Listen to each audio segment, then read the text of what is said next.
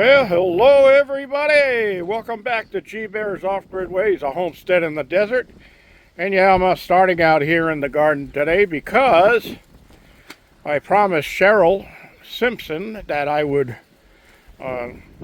post the recipe for my homemade tomato fertilizer stuff. So I'm out here to do that, to start off this video.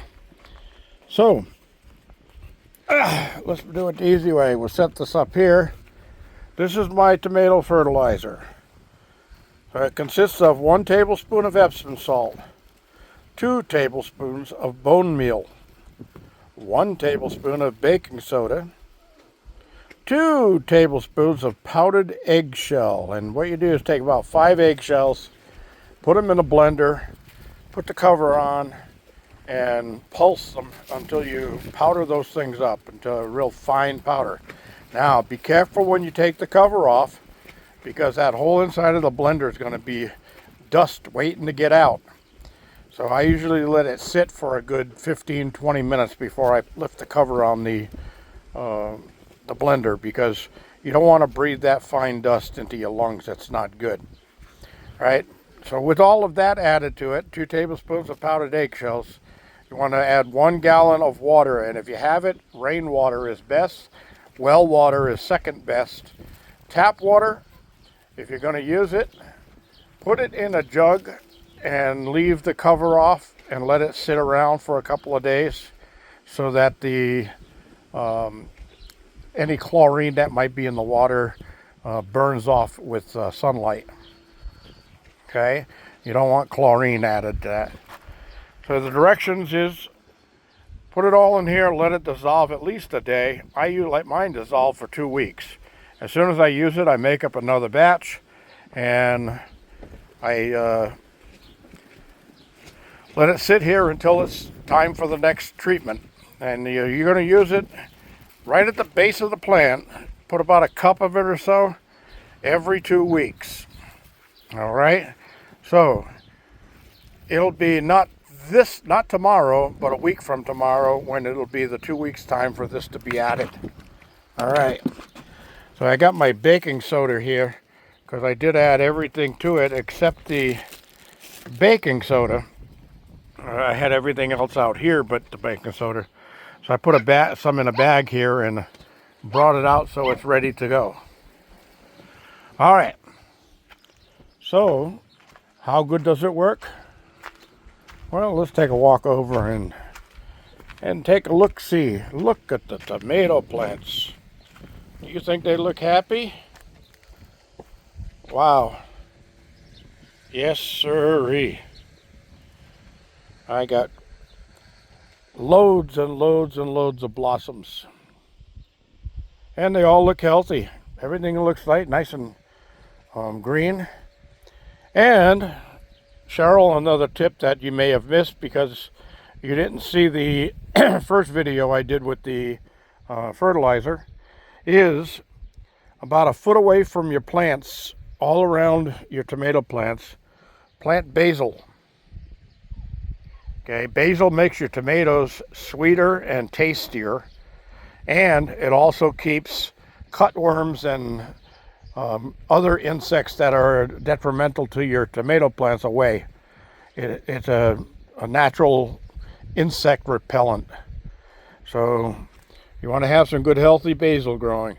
And of course, you know that pruning basil actually makes the basil grow faster.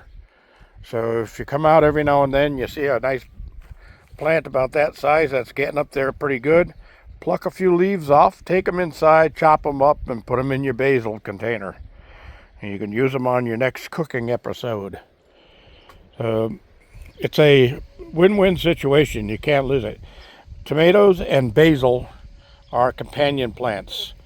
They grow well together. Everything that they do for each other. So plant your basil and your tomatoes in the same area. You won't be sorry that you did that. Everything here had a good soaking a couple of days ago, and it looks like it's still got some moisture to it. Pepper plants are coming up pretty good there. That vine right there. I didn't know what the heck that was, so I used my plant identification app, and it says it's some kind of a chokeweed.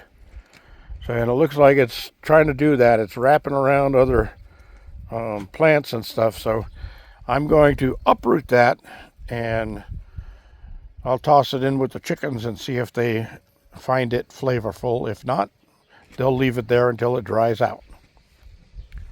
Anyway, that's pretty much everything. My peas are doing well over there.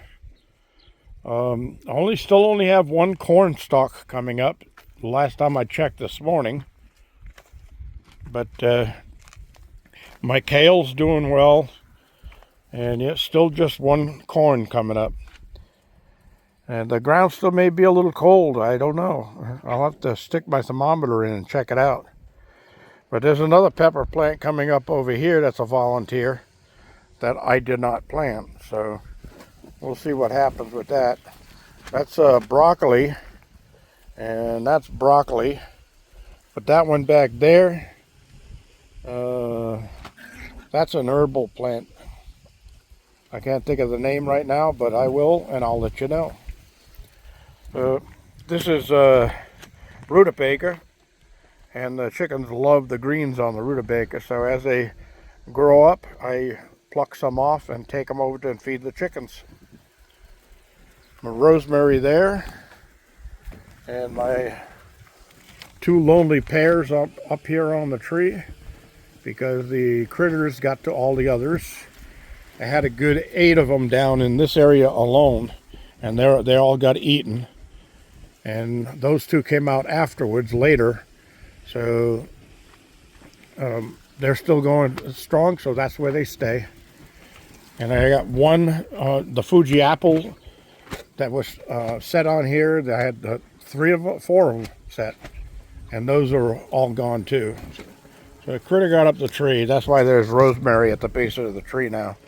Rosemary is supposed to be a natural critter chaser. But I do have one Fuji apple on that tree over there on a graft that's doing pretty well. It's about the size of a walnut right now, so that one's doing fine. I'm going to keep an eye on it, and I've got rosemary at the base of the tree over there too. So that's about it. Other than my grapes are doing really well, and they're getting really nice and good size and plump, so they're going to be a nice treat this year. Last year they didn't grow hardly at all. They were probably the size of a little tiny 22 caliber pellet.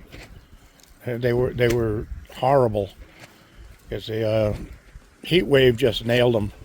And I just heard we're supposed to have a heat wave coming, but I hope things get through it.